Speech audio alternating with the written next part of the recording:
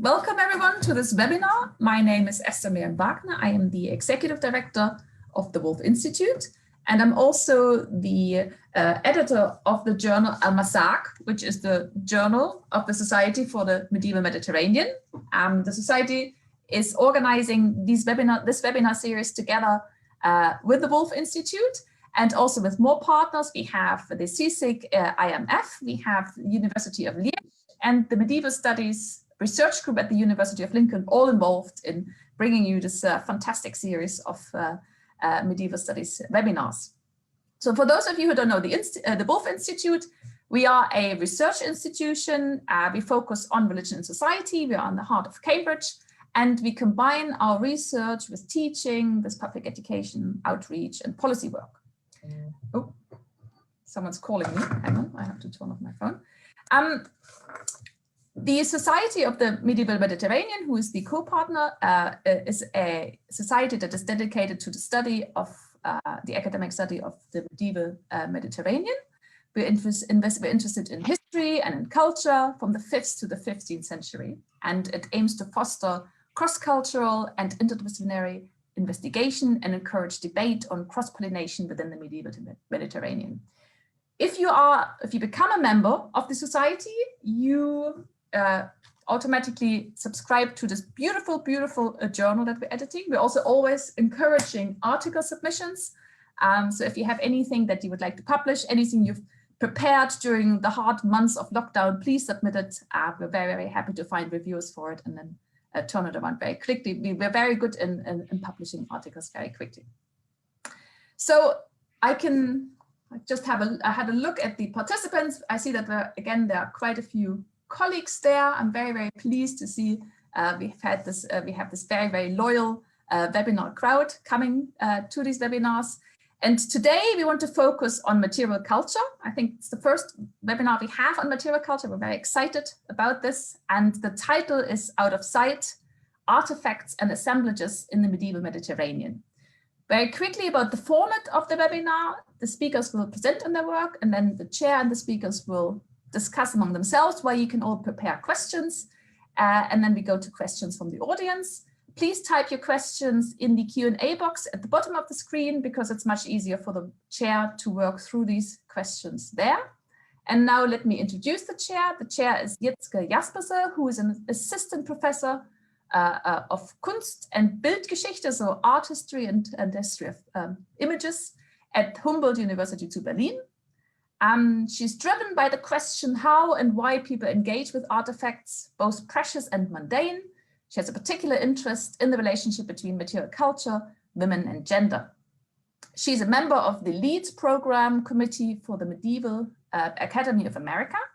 She's an associate member of the International Center of Medieval Art, and also a series editor for the Arc Humanities book series Carmen, Visual and Material Cultures. She's also the author of the book Medieval Women, Material Culture and Power, Mathilde Plantagenet and Her Sisters. So without further ado, I'm handing over to Jitske to chair this webinar. Jitske, over to you. Thank you, Miriam.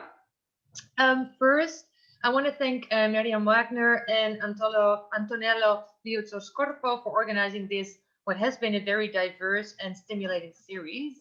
And Antonella's request to deliver a session dedicated to art and material culture in the Mediterranean presented a great opportunity to reflect upon two themes. And the first theme is the way objects, both real and imagined, help us render visible medieval people who often remain out of sight when relying on the written record only. And the other theme concerns practices of display and concealment of artifacts, which connect with my participation in Therese Martin's project, The Medieval Iberian Treasury in Context, Collections, Connections, and Representations in the Iberian Peninsula and Beyond. And studying the medieval assemblages from church treasuries may suggest that these items were highly visible and accessible. And true, sometimes they were. But in reality, the itineraries of objects gathered in treasuries suggest that they were also rendered invisible on multiple occasions. And both Professor Anne Lester and Dr. Veronica Abenza have reflected upon the visibility and invisibility of artifacts and people, as well as upon actions of concealment. And for those interested, and I had actually wanted to share something with you, which I should do now. Where is it? Yes. Sorry. Yes. So, and for those interested, I recommended 2 articles cited in this slide. So, Possession, Production, and Power by Anne Lester and by Veronica Avenza, In the Name of the Queen. And I am very honored that Anne and Veronica accepted my invitation to further explore these ideas about visibility, invisibility, and concealment in connection with their own research. And because I am not sure whether Anne put up this slide, I will do this. I wasn't sure if Anne has it in her PowerPoint, because let me first briefly introduce the 2 speakers of today before we listen to their talks. Anne E. Lester is the John W. Baldwin and Jenny Jochens Associate Chair in Medieval History at Johns Hopkins University. As a social historian of medieval Europe and the Levant, she mostly works with sources in French and European archival collections and libraries, and I appreciate how she stresses that these sources are fragmentary and collected, which resonates with medieval treasuries as assemblages of fragments. The fragmentary is a topic that she also explores in her book project, Fragments of Devotion, Relic and Remembrance in the Aftermath of the Fourth Crusades. And given her extensive work on women and the Crusades, we can expect that this plays a crucial role in her book as well. I hope so. During the current calendar year, Anne Lester holds a National Endowment for the Humanities Fellowship to complete Fragments of Devotion and to work on the project Ode of Nevers and the material Outremer, of which you see here in this slide. Here, I only present a snippet of her impressive publication list, which includes the book Creating Cistercian Nuns, the Women's Religious Movement and its Reform in the 13th Century Champagne, and Medieval Materiality, a special issue of English language notes. In 2021-22, she's also editing a special issue of the Medieval History Journal on the topic of materiality in the medieval and early modern, worlds within things, ways of knowing and narrating. So, as a historian, Anne Lester has a strong interest in the material.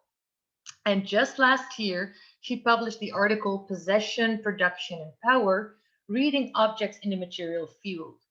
In her study of artifacts and narrative sources, she uses the concept of material field, which brings to the fore how women's interactions with objects reveals their ability to confront, negotiate, and change the spaces they inhabited.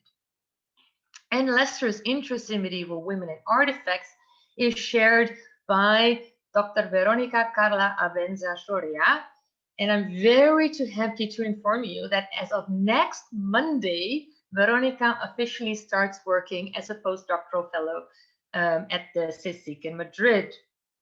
So congratulations to Veronica on receiving the prestigious Juan de la Cierva Fellowship that enables this research position.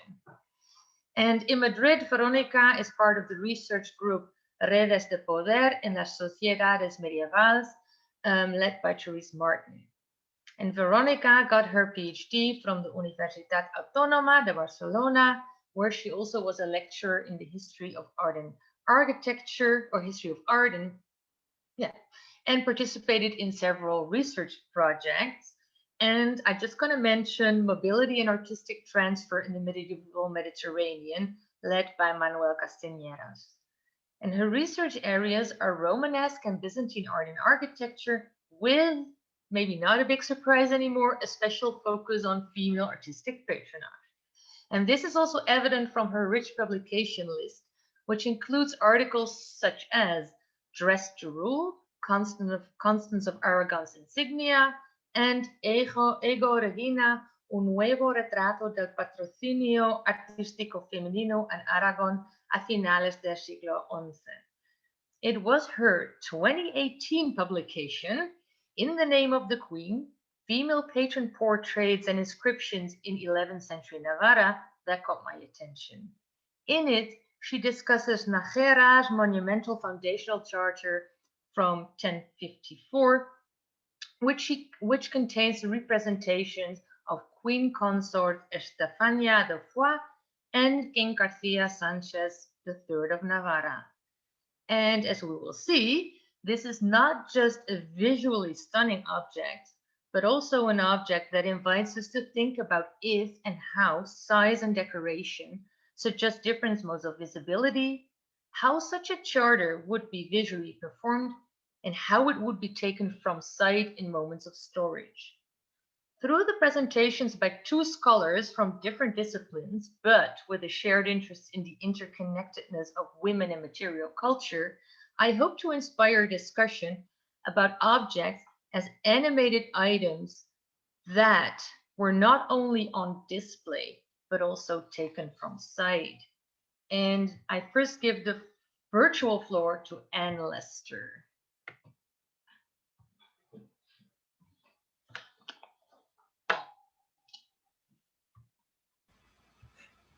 Great, thank you.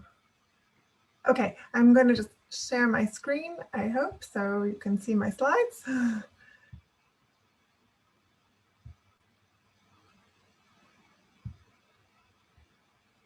Yes? Are we good? Can you hear me and see the slides okay? Okay, wonderful. Great. Well, thank you so much, Jitska. I'm very pleased to be joining you all, even if remotely. And I was delighted to receive Jitska's invitation to talk about artifacts and assemblages in the framework of things that are out of sight.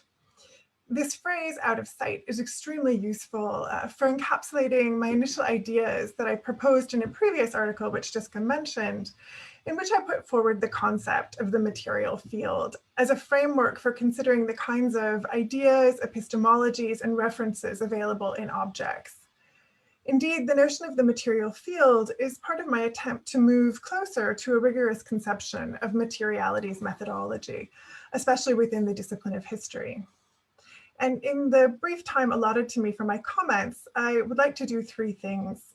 First is to offer an overview and definition of what I've called the material field, following Jitska's invitation to do so, and to lay out some of its potentials as a framework for analysis. I will then offer two very concise examples of objects that can be thought of as artifacts and assemblages in the medieval Mediterranean world, both of which came to be lodged in devotional settings in Europe.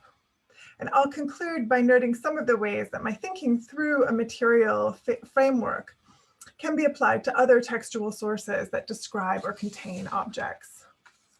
So in many respects, as many of us know, medievalists are faced with specific challenges regarding the history and analysis of artifacts and assemblages. The vast majority of medieval objects exist not in the real or round, in museums, ecclesiastical or private collections, but on paper or parchment, that is, in texts. Moreover, objects derive their context and meanings most frequently from and in relation to documentary sources in which they are listed, described, evoked, or put to use. The vast stores of objects we have access to appear most often then in inventories from cathedrals, abbeys, testaments, or in records of debt. Such texts may occasionally describe objects as past possessions or in relation to family members or to places near or at a distance, or as things mundane or exotic, or in terms of object relations and histories. In chronicles, hagiography, poetry, and prose, objects are also given imaginary and historical frames, which suggest how they were used, deployed, or given emotional valences.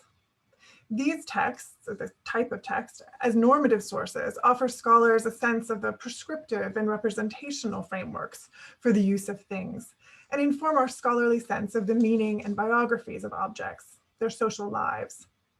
The point being, artifacts and assemblages existed and were used and reused within imbricated contexts, social spaces, and frames, together within what we could call a field.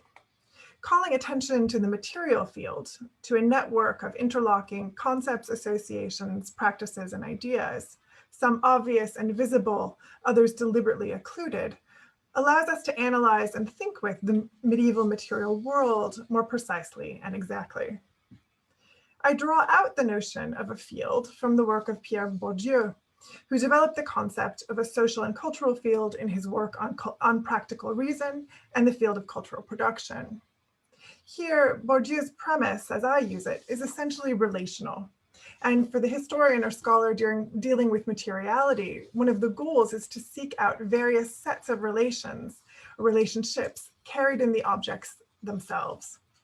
Indeed, fundamental to materiality's methods is to assemble and understand the frameworks through which the operations of a complex field of interactions can be read and analyzed. Furthermore, looking at and reading objects in this way, and doing so especially with an eye to the intersections of categories such as gender or race or other socially constructed differences, reveals sets of dichotomies and disruptions that challenge a traditional positivist reliance on subject, object, male, female, human thing binaries. The histories of objects compel us to look for something more complex, to identify relations never explicitly recorded in texts, but that animate a space or field beyond or behind words. So let me briefly offer two examples of ways of reading objects along these lines. I begin with the so-called Yacour cross, an object that is important within my current study of relics in the aftermath of the Fourth Crusade. Now in the Louvre in Paris, it is an assemblage of two distinct parts, and truly it's far more complex than this if we begin to enumerate many of the small material components and absences, something I can comment on in the questions. But one of these parts is the central Byzantine gold work Stavrotiki, or true cross reliquary, with a sliding lid that dates approximately to the late 12th century. The other is a later silver gilt base atop 6 small lions with 2 Gothic angels on bended knee holding the Gothic reliquary, or seemingly holding the Gothic reliquary. And this second part dates probably to the sometime between 1320 and 1340. The small Stavrotiki is the only complete Byzantine reliquary of the true cross in France to have survived to the present. And I show you a detail of its sliding lid here, the front and reverse. To be sure, there are other examples of so-called, these are our angels, I'll come back to them. There are other examples of so-called Jerusalem crosses, these small hand-sized Stavrotiki reliquaries, but none in France still possess both parts of their box container. The exterior depicts the archangels, Michael and Gabriel, and here you can see the top of the lid I'm talking about, and then the interior. So the exterior depicts the archangels, Gabriel and Michael, with Mary and John the theologian at the foot of the cross. And when the box is open to reveal the relic, one encounters again Michael and Gabriel, and this time in a parallel act of inventio, or finding, Helen and Constantine, who flank the cross relic inside. The bottom frame of the 14th century base carries an inscription at the very bottom, and we can only kind of glance at it. It's, of course, horizontal. We'd have to be looking down from the top to read it.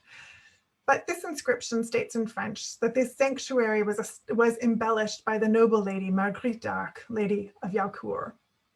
In its most straightforward sense, then, this assemblage offers us a reframed Byzantine devotional object, at once a relic and reliquary. Yet its form, materials, and making have become far more interlocked, part of a broader field. The opening of the Byzantine reliquary performs both an act commemorative of finding the true cross and an act of devotion on the part of the viewer, who is always and recursively drawn into the discovery of the cross at its center.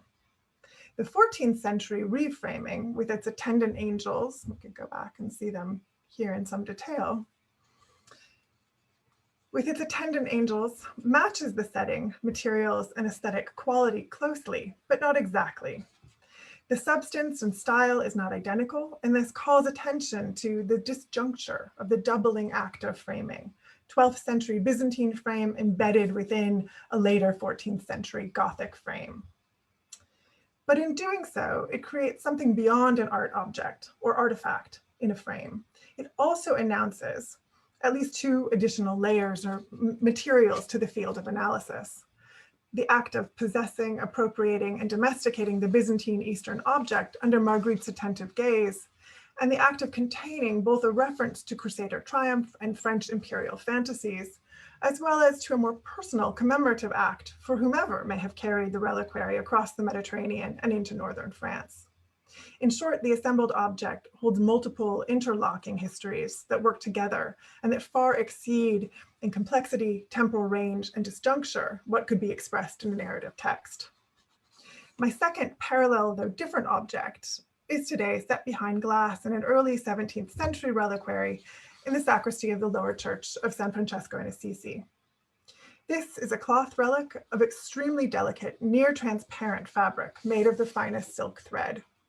Known as the Veil of the Mother of God, it was a gift from Tommaso Orsini, who brought it from Damascus following a failed independent crusade expedition. And in 1319, 1320, he gave it to the Sacro Convento in fulfillment of a vow, and it has been ritually displayed to the faithful ever since. I apologize for the blurry quality, but I think this gives a sense of what that looked like. It is badly damaged now, and as a result of frequent touching, if we go back, the warp threads have been pushed together, forming stripes in some places. The material and its manufacture, however, indicate that it hailed not from the Levant and towns near Bethlehem and Nazareth, but from a Tikraz workshop still active in Iberia, from the labor of Muslim women. This object, like so many others, moved across long-established networks connecting the Muslim Mediterranean from the shores of Iberia to North Africa to Syria, and then passed quite easily into a Christian chapel and into a growing Christian cultural ambit of imperial design and ideology that collapsed the distances and differences of the Mediterranean. In Assisi, the cloth was called upon to perform many things: to stand in for authentic power of the holy, come from the Levant, to suggest the far reaches of Christian imperial fantasies, and to bind through an object one family's devotions to Francis and the Italian sanctified space. In this object are parts seen and unseen, moved and remade, with greater agility than scholars often credit or relate. But such elisions are a phenomenon made visible through the analysis of the material field. Indeed, to my final point, such forms of relationality can be even more pronounced for those objects that appear in texts. Whether in romance, hagiography, or inventories, I show you one from the Abbey of Corbie enumerating its many relics in a Rollo or Rotutula, and a devotional page from the Psalter of Yolande of Soissons. Objects in text derive their meaning and force from a double relationality. First, within the author-audience-reader dynamic that recognizes things to have expression and existence outside of and beyond the frame of the text, beyond the descriptive locale of a narrative, lyric, or list. And second, from the relations that are key to those locales, both imagined and known. And here, the specific framing of an object as Mediterranean or Levantine or Byzantine is especially important in texts, as many other scholars have shown. But in this case, I am rooting the idea of the material field in relation to concepts of materialism, as it emerged from Marx's attempt to theorize the relationship between things, commodities, desires, needs, the labor that produced them, and the structures that controlled access to their production and consumption. Materialism then is dynamic, and for us, its forms within the material theories of assemblages, entanglements, and the social field. By building on these concepts, I would suggest then that objects find their most complex meanings, their interpretive breadth, when they're read across multiple frames in what I've called the material field. The material field affords ways of seeing actions, agents, and additional forces at work in the same moment, shaping representations, artifacts, and assemblages as they were shaped in turn. Finally, being attentive for moments, situations, or aesthetics of disjuncture and rupture, even play and crossover, to my mind further demonstrates that more is at work and can be gleaned within and from the material field. And I'll just say, as Jessica mentioned at the start, many of these ideas, particularly the methodology associated with the material field and with the practice of documentary archaeology, are subjects that we'll take up again at the end of this month in the symposium dedicated to a close reading of a new edition of Eau de Nevers' inventory from 1266. There's much more that I could say and many other objects I could have talked about, but I will stop now and I'm happy to speak more during the question period. Thank you.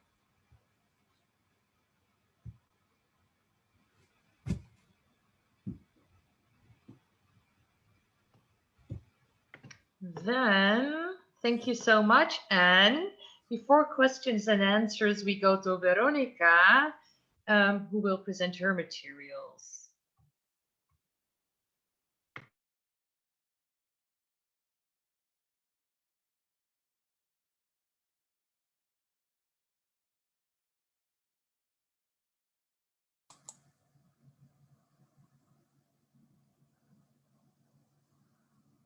You're on mute. You still have, you're mute. You have to unmute yourself. Okay, now can you hear me now? Okay, great. Perfect. Okay, so first of all, thank you very much to Jitske, Miriam, Antonella, and the organizers for giving me this opportunity to present today and discuss this amazing object. Well, as Jitske was saying, Nájera's foundation privilege was commissioned by Stéphanie Foix, who was Queen Consort of Navarre between 1040 and 1054. The presentation folio was copied and illuminated in 1054, and particularly immediately after the death of her husband, King Garcia Sánchez III of Navarre. Well, its content details the foundation terms of the new episcopal see of Nájera in the Spanish medieval kingdom of Navarre. Well, I argue the commission of this privilege allowed the Queen present herself and her successors, particularly her son, Sancho Garcés IV, as strong and legitimate rulers, especially in the eyes of their neighboring enemies. Well, far from what we usually expect from a medieval manuscript, Nájera's foundation, from a medieval foundation charter, Nájera's foundation privilege fits particularly well into the question of visibility and invisibility for three main reasons. Well, in the first place, foundation charters or letters are usually part of a manuscript. Yet, in this case, the privilege took the form of a considerably large diploma of at 80 centimeters long and 58 centimeters wide. In the second place, the folio was illuminated with a set of miniatures depicting the Queen's interest in carrying on with the project after her husband's death. In fact, this is particularly illustrated by the specular composition of the verses running across the bottom edge, which translate into, and I quote, "This was signed to Mary," in words of Garcia. This is accomplished by Estefania, Garcia's wife. In the third place, it seems the privilege was especially conceived to be displayed over the course of crucial or critical situations, such as ownership disputes, while remaining out of sight the rest of the time. At that time, the Kingdom of Navarre was in possession of some frontier territories that the kings of Leon and Aragon, Ferdinand I and Ramiro I, wanted to incorporate to their own neighboring kingdoms. As such, some of the bishoprics belonging to the territories under dispute were integrated within the properties of the new episcopal see of Nájera. In addition, during her widowhood, Estefania's initiative to reinforce her son's weak authority were confined to the building and decorative project of the Church of Santa Maria de Nájera. In fact, this was deliberately illustrated by the folio's large miniatures. Actually, one of the miniatures shows the Queen's interest in promoting the construction of the new church of Santa Maria de Nájera. Yet the foundation of the bishopric was actually a joint effort by the royal couple. As such, the donor portrait shows not only the queen, but also her husband, who is depicted in the opposite corner, while a model of the church appears between them. In fact, the collective nature of the project is stressed by the fact that both spouses are holding a copy of the foundational scroll in their hands.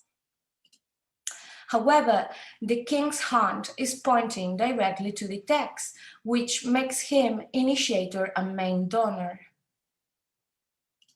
Conversely, the queen is facing and pointing towards the model of the church, which allowed a restricted, though still significant, set of viewers to be aware of her contribution as responsible for the supervision of the construction. Also, not by chance, the uppermost edge of the folio was decorated with a pair of miniatures depicting the Annunciation. In fact, this decoration pursued a double purpose. On one hand, the depiction of the Virgin was meant to be an exemplum, that is, an exemplary role model for the Queen depicted in the opposite angle. In fact, this seems to be particularly illustrated by the use of similar colors for the vestments of both the Virgin and the Queen, that is, scarlet for the mantle and blue for the tunic. However, we should be cautious since no chemical analysis has been done. Yet, and this is important, the damage to the colors of the miniatures seems to be related to the folio's use. At any case, a Codile acting as a sacred prototype, the Virgin was only not sanctioning Estefania's authority, but also legitimizing and sanctifying her undertaking. On the other hand, the maternal connotations of the Annunciation were particularly suitable to stress Estefania's role in protecting her young son, and thus in protecting by extension the kingdom itself. Of course, the recourse to such trope and the use of these images to evoke this sort of devotional mimesis raise all sort of questions concerning the folio's facture, storage, and visibility. Well, the privilege is a large parchment folio which must have been prepared from a complete cow skin. In its large measurements, which are in line with those of the so-called giant Bibles, this folio could be easily assimilated to some other illuminated manuscripts within the same Spanish tradition. In fact, measuring 80 centimeters long and 58 centimeters wide, it could be associated, for instance, to the giant hymn books today still preserved in the neighboring monastery of San Millán de la Cogolla. Well, both the size and the sumptuousness of the folio, which is especially illustrated by the use of gold in some of the miniatures, as you can see on the screen, argue for the document to have been engaged in some viewing practices, whether individual or collective. Although there is no reason to believe that the folio was in permanent public or private display, it is also hard to accept after the confirmation ceremony it was stored away indefinitely. In fact, I argue the folio and its decoration, which were meant to become a perpetual reminder of Garcia and Estefania's power, were conceived to leave a deep impression on the minds of a restricted set of viewers who were summoned on a range of special occasions. I am referring obviously to the kind of event in which Estefania, her sons, or the clerics of Nájera would have been faced with the need of publicly showing their authority and defending the rights they were entitled. Of course, one of these special occasions might have been the consecration of the main altar of the new church of Nájera in 1056. Yet invisibility plays here also a very important role. In fact, the folio's text presents two significant empty spaces. The first one is due to the lack of subscription or signum of the original witnesses, which proves this privilege is actually a copy of the original charter issued in 1052. The second empty space was left instead for the signature of the consecrating bishop, which shows this last confirmation clause was added after the consecration ceremony was over, and particularly after the consecrating bishop, had already left. Well, yet, aside from this sort of important liturgical ceremonies, the folio and its miniatures seem to have been also instrumental in raising arguments against political claims, and particularly suitable to be displayed over the course of ownership disputes. In this regard, I believe it's worth noticing that this last confirmation clause here, on occasion of the consecration, was specifically subscribed by the same kings of Leon and Aragon, Ferdinand I and Ramiro I. Of course, the rare occasions on which the folio was brought out and made visible obviously heightened its significance.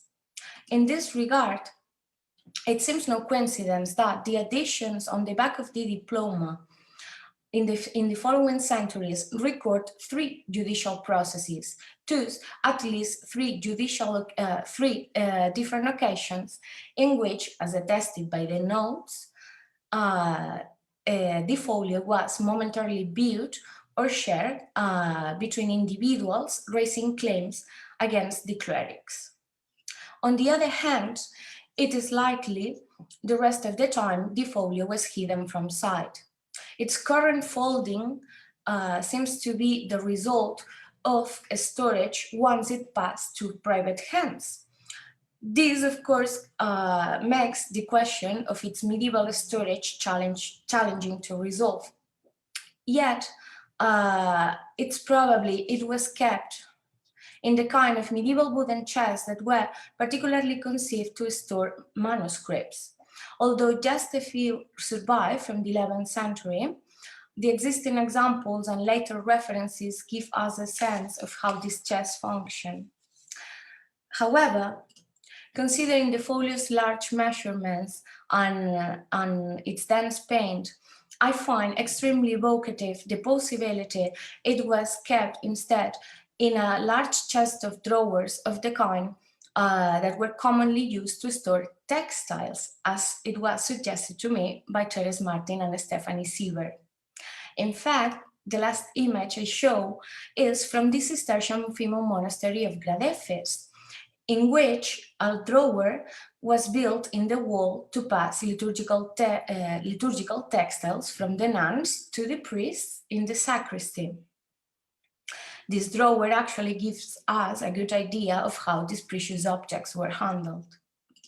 To conclude, I believe it's worth remembering that after Garcia's death and Sancho's proclamation as the new king of Navarre, Estefania lost at the legal level any source of socially recognized power. Yet, the commission and the creation of the folio not only allowed her to publicly exercise her power and authority, but also to protect and perpetuate her successor's sovereignty over the Kingdom of Navarre for at least the next 2 decades. Well, thank you.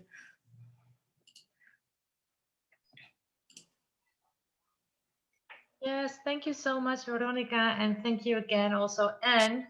So I think there is a little bit less time than I had hoped there would be. So rather than asking you 2 questions I had in mind, I will sort of limit myself to 1 and give the listeners the opportunity, viewers and listeners, the opportunity to also post their questions in the chat. I'll do my best to keep up with the chat. But let me first ask my my question. So these were both very rich and dense talks, as well. The 10 minutes is to blame for that, only 10 minutes. But what I wanted to ask both of you to think about is that the objects, both the real ones, such as Estefania's charter, or but also I especially like the Marguerite of Jaucourt's Byzantine reliquary remade, help us sort of remind us that these are movable objects. Also, as even the charter is huge but movable. And I was thinking if you both could share some additional thoughts or ideas on how display and concealment may have added additional meanings to the object's agency. So for Veronica, I'm curious to hear more about the charter maybe, and maybe I would like to know more about this Byzantine reliquary with its lid that you could sort of put down and put up again.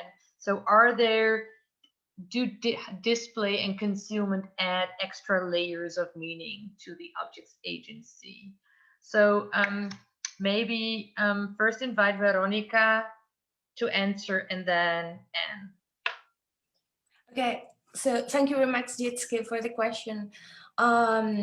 Well, I believe today we're very used to see these sort of objects in museums, you know, out of context. So very far from the places they were originally conceived for. But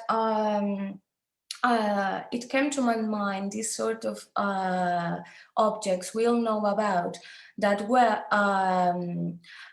concealed for most of the year, and particularly and just shown for special occasions such as liturgical occasions. I'm thinking of, for instance, altar frontals which were covered with textiles and only shown and displayed during a specific celebrations within the liturgical year, or even crosses, banners that were only that were hidden from sight and were only carried on occasion of processions or special ceremonies. So to me, the decoration of these sort of objects or artifacts was especially conceived to enhance the message related to this special occasion in which they were meant to be displayed. Okay. And I don't know, and regarding the charter, Estefania's charter, just to say, it's difficult to imagine, to think about how it was hidden from sight, since what we have from the Romanesque Church and the original episcopal complex is just a very small wall of ashlar masonry. So we don't know, not even from the written sources, if there was some sort of treasure room to store it or something like that. So. Okay, thank you so much. And I love, by the way, that drawer where the nuns, if I understood correctly, could hand the garments to the priest, rendering mostly the nuns invisible. So they were sort of behind bars and then giving their stuff. So cool, I like that. Thank you, Veronica. So Anne. Great, thanks. Tell us more. Okay, it's a great question, but a complicated one too. I think that, one of the things that is, I think, for me most interesting in that particular object, the Jaucourt object, is the fact that it is movable, that it moves from the Byzantine context, most likely because it has Greek inscriptions. The other cross I showed, for example, has inscriptions in Latin, so it was maybe made within a Western atelier in the East, in Acre or in Jerusalem, for example. But that it can move, be hidden in that process of moving, and then resurface again in the West. And I think an object like that in particular also moves, in addition, in this case, probably we think with a crusader, someone who took part in the Fourth Crusade, but then moves into what may have been domestic space in her possession. but could also have moved into the nearby nunnery that was in Yakur for some time, and or into the very tiny local church of Yakur, and then has an afterlife in Paris in the 20th century. So I think its compactness aids its movability or sort of mobile nature. And certainly in that case where you have a Byzantine relic being additionally framed, which becomes quite common from the end of the 12th century in the Northern European context, I think it's also sort of visually expressing this message of appropriation and assimilation of an object, again, from the Levant, or in this case from the Greek East, within the Western context. And what attaches to that are all kinds of other arguments about French imperial designs, as I've said before, or success on crusade, appropriation of a certain kind of Christian religious eschatological history, for example. So I think exactly thinking through all these different registers, which I think are possibilities encased in the object itself, is to me really fruitful. The one thing I'll say is I slightly hesitate, and I know there are lots of scholars who have different opinions about this, but to think about the agency of the object, I guess I tend to think more in terms of the effect it has on other people, right? Which may motivate people to take it, to bring it somewhere, to hide it certain times, to bring it out in other moments. And just to sort of reiterate to collaborate what Veronica had said, I do think another really important aspect of objects like this within church settings is the idea that they do have a devotional life, right? There are certain moments within the liturgical cycle in the year that they are deliberately displayed and then put away again. And that is fundamental for how people interact with them. Yeah, thank you. Thank you so much. And I hope that this object will be a core piece in your book. I hope it will be my cover. We'll see. Yeah. I see we have a couple of questions. Let me see what came. Oh, I'm now trying to monitor two things at the same time. I saw that Therese Martin had a question, but now I don't see it anymore. It's in the chat. Look in the chat. Chat? Okay. Where? Chat by Therese Martin. Somehow when I open the when it's in the chat, let me check. Okay. Oh, Therese has two questions. So first go to Therese, and then there were other questions as well. So I think now I only see Therese question for Anne. Okay, so go up, you can scroll up, then you see the one for Veronica. Sorry? You can see go up. One for Veronica, just scroll up. Wait, there. So I am the worst moderator, and oh yeah, I'm up. So first, Veronica, could you talk a little bit more about the difference between display, that is visual access, and reading, audio access? The latter could have taken place more regularly. No, right?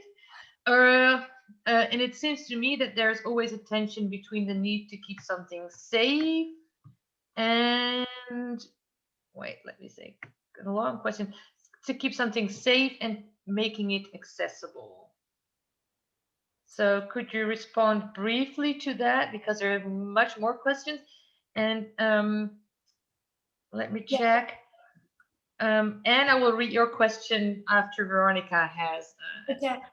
So I think Therese's question it's pretty important, because something I didn't had the time to mention or to explain is that we have modern copies of the same diploma, modern copies in which actually even the miniatures are reproduced. So linking it a little bit with Anne's this concept of the social life of objects and their use and later reuse.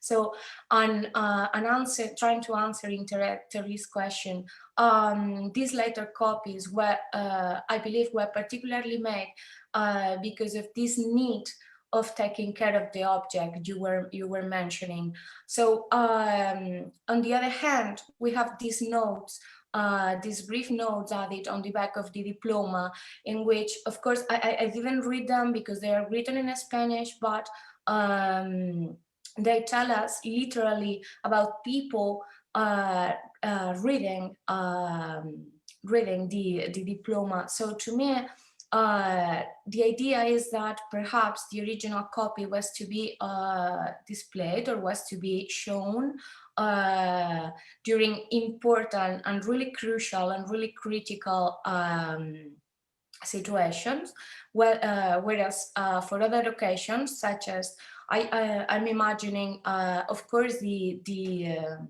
foundation charter triggered the commemoration of the anniversary of the foundation, in which both Stefania and Garcia would have been praised, and so we have some other special occasions in which the content could have been read and just remembered. So to me, the main difference would be that these later copies were especially made just in order to keep the original safe, and yeah, and that would be it. Okay, thank you, Veronica. Then for Anne, there was a comment. It was more of a remark, and a very nice one. Thank you for your wonderful presentation, also from Therese Martin, and sharing such amazing objects, and the articulation, articulating some of the larger problems we deal with as medievalists in terms of the nature of survival. And maybe I can add, that was also Amanda Dodset. Therese just corrected that both questions for Veronica and Anne, or comments, are from Amanda Dodset.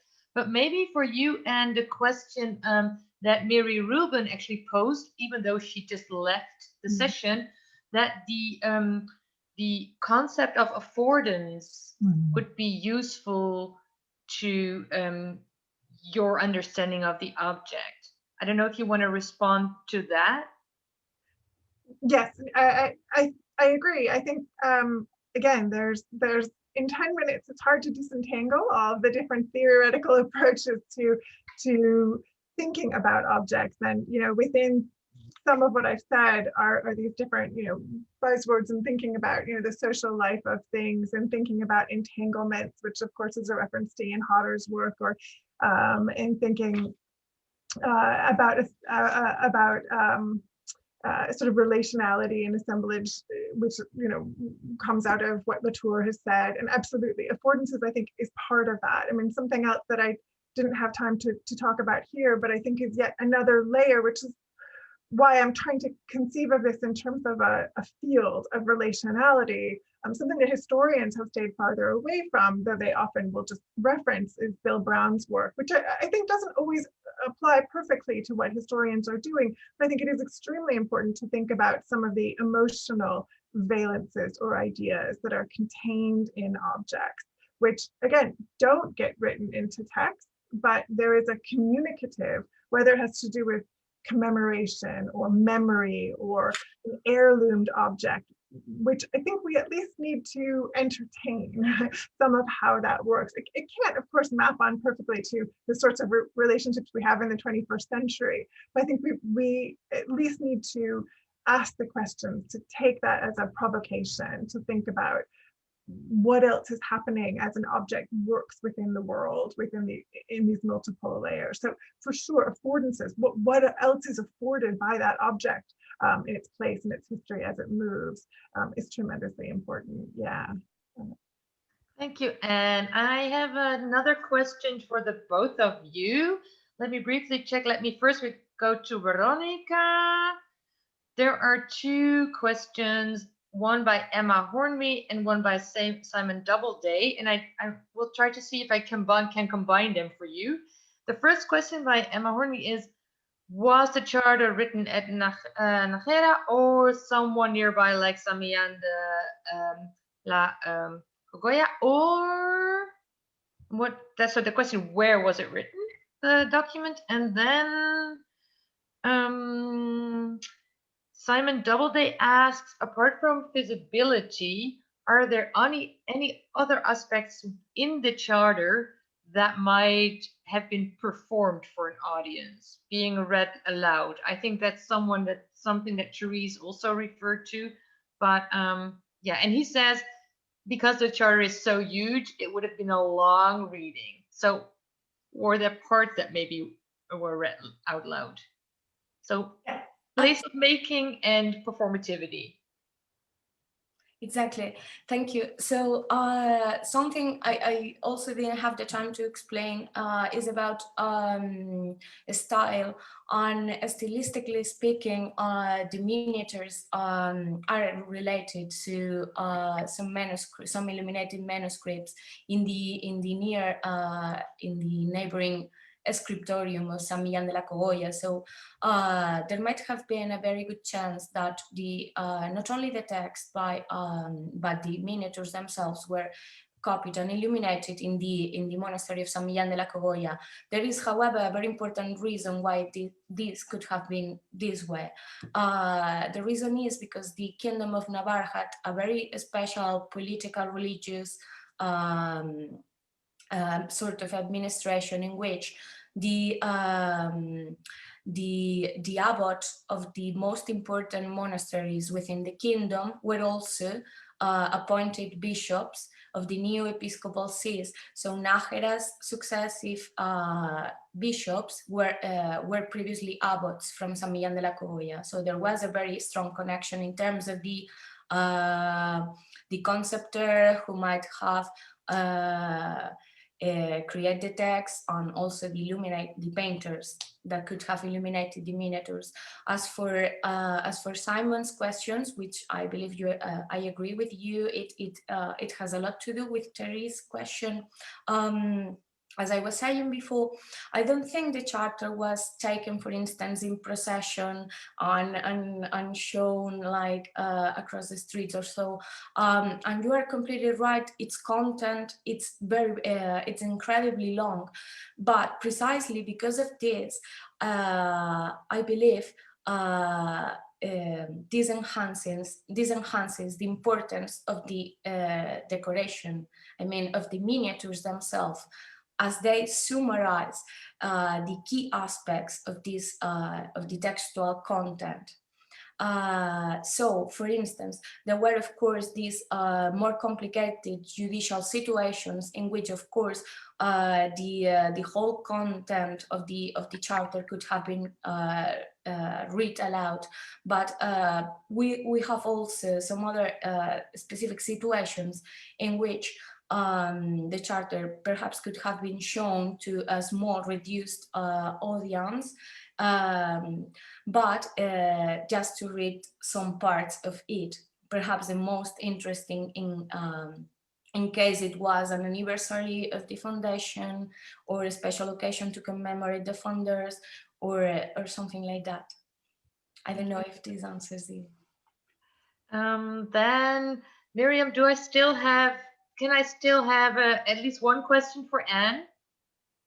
We have maybe one more question, and then we sort of finish the Facebook streaming. Okay. And the webinar and ask more questions, but we'll just sort of let the stuff go. Yeah. And I have a question from Andrew Yotishki.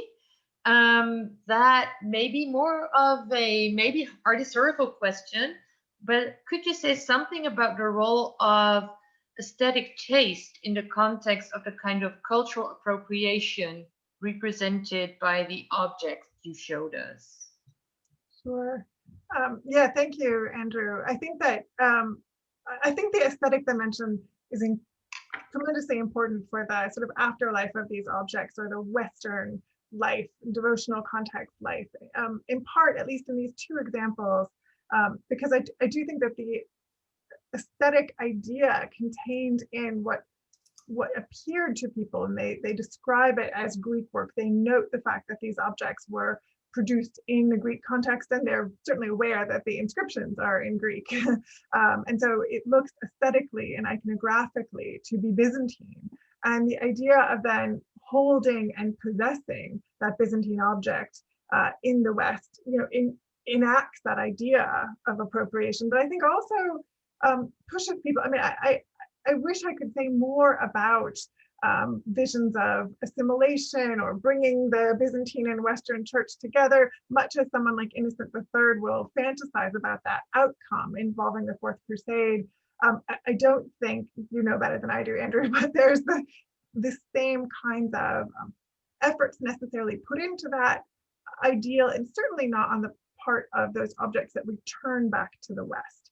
Though it's a really interesting question. I mean, what does that mean? But I do think that the aesthetic quality of possessing something that through its visual markers references the East, whether the Byzantine or Levantine or sort of Jerusalem context, is important for authentication and for thinking about physically, personally interacting with that world. And I think the same can be said for the veil that, again, is produced not in the East.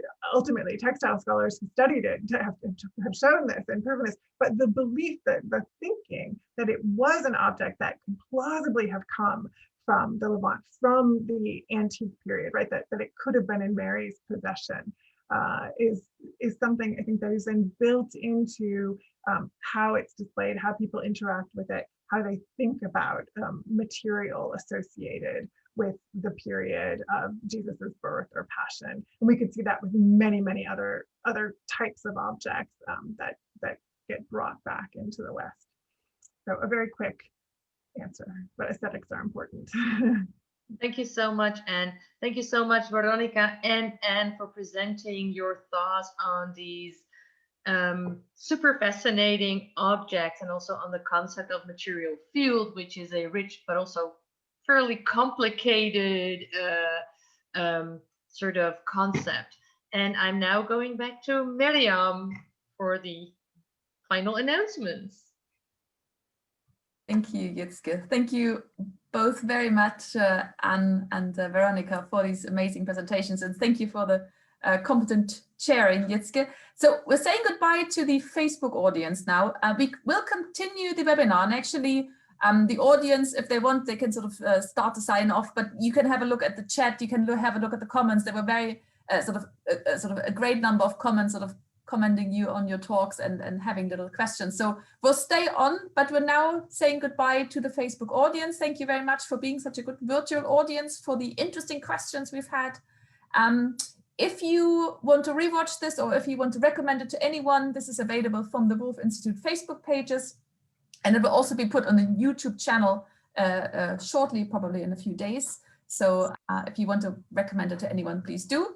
And I hope you'll join us again for the next webinar in the series, which will take place on the 30th of March, where we will discuss the autobiographical impulse in the medieval Mediterranean. And speakers will include Aphrodisia McCannon, Dr. Frank Joseph Arlinghouse, and Dr. Jaume Aurel.